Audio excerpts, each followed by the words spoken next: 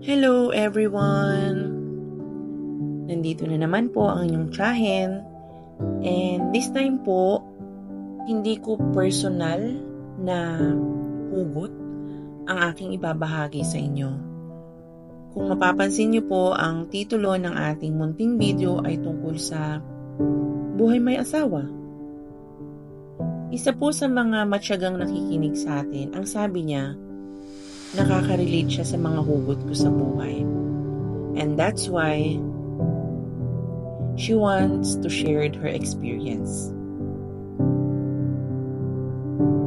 Ang sabi niya po, she ran away from her husband with her 4 kids. And at that time, she just gave birth to her twins. Ang reason po kung bakit siya umabot sa ganung desisyon sa buhay sa kabila ng may involved na mga bata is because of his husband infidelity. And it happened only once.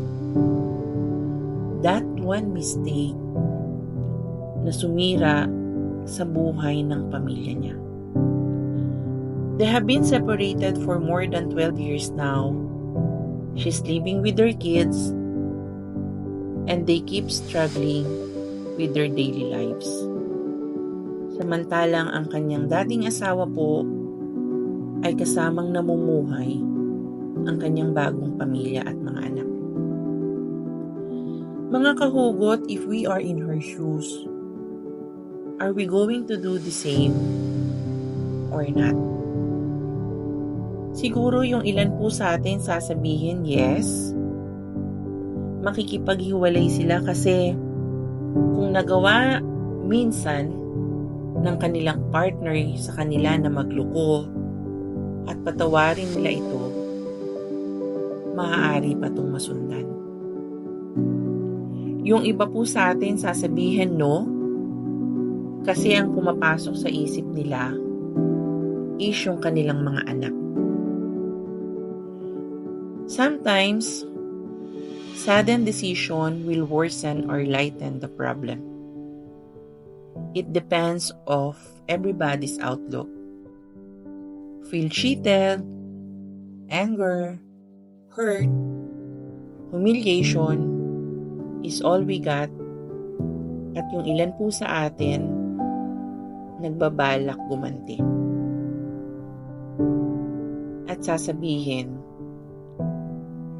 if you can, why can't I? Yung ilan po sa atin ang ginagawa, imbes na makipagsabayan sa ginawang panloloko ng partner nila is iiyak lang. Hihintayin nilang mapawi kung ano man yung galit na meron sa dibdib nila. Mga kahugot, why don't we try to do this way?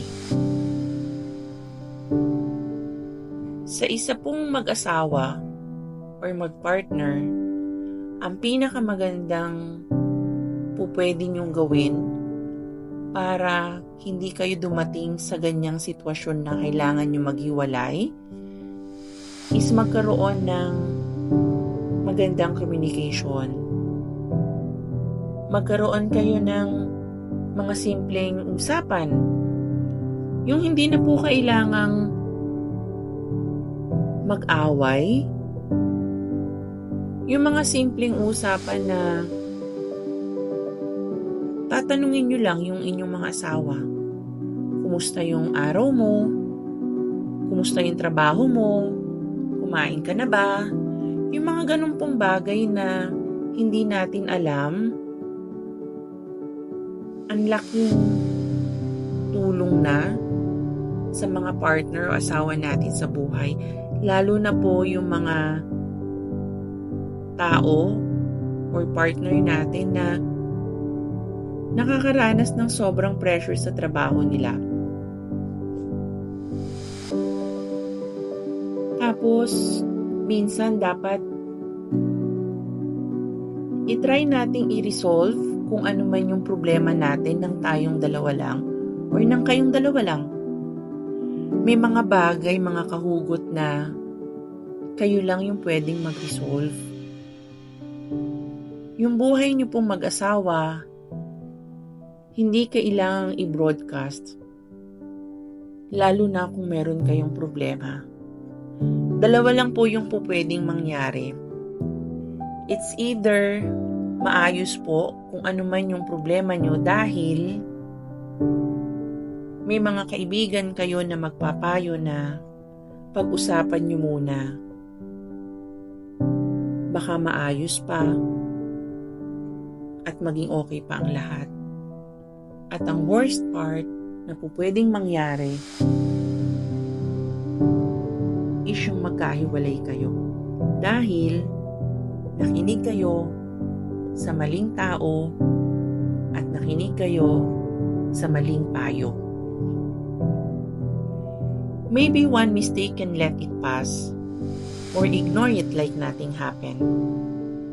And maybe this way, it can save your marriage. Ang sabi ko nga po, different people have different ideas, different point of views. And ang iba po sa atin, they have different stand to acknowledge this kind of situation. Mga kahugot, meron pong mga consequences. Pag dumating tayo dun sa point ng buhay natin na kailangan na nating makipaghiwalay. Basta ang isipin lang po natin, at the end of the day, yung po mga anak natin. May mga anak na open-minded na ngayon, sa mga panahon ngayon. Kasi ang sabi po nila, mas okay na akong maghiwalay yung mga magulang ko kung makita ko sila na laging nag-aaway. Mas okay na maghiwalay sila kaysa makita kong isa sa kanila ay nasasaktan physically, emotionally, at spiritually. Pero ang ilan, mag-iisip, whatever decision we reach, children are always in the middle. So mga kahugot, just think twice before you leave. God bless everyone.